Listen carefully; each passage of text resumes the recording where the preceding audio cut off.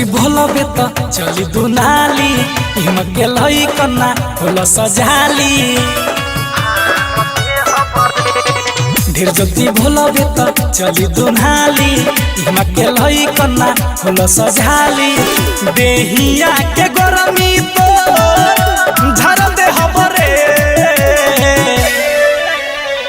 बेतिया जिला के होई मार के फार दे हबरे सुनना बेतिया जिला के होई मार के फार दे हबरे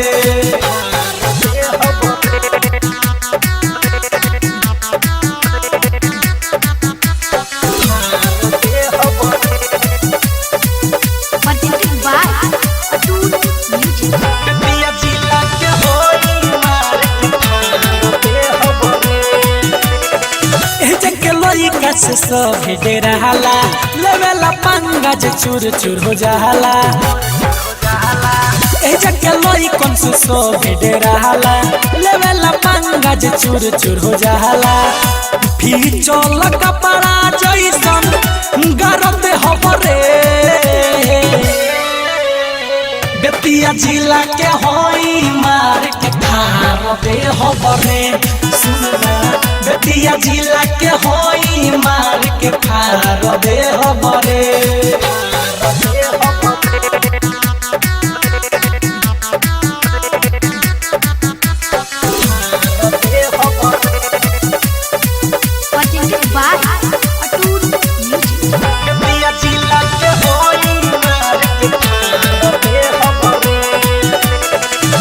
सतेंदर से नहीं बचे कोई बे दिखे धरो महाराज के सामने जे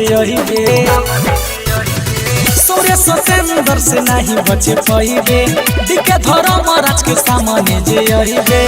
चोइली से मुहवा तो जरते हबरे बेतिया जिला के होई मार के फार दे हबरे सुनना बेतिया जिला के होई मार के फार दे हबरे ढेर जति भोलबे त चली दुनाली हिमके लई कन्ना फूल सजाली देहिया के गरमी तो झर दे हबरे बेतिया जिला के होई मार के फार दे हबरे सुनना बेतिया जिला के होई मार के फार दे हबरे Atoot music recording studio Birgunj Nepal.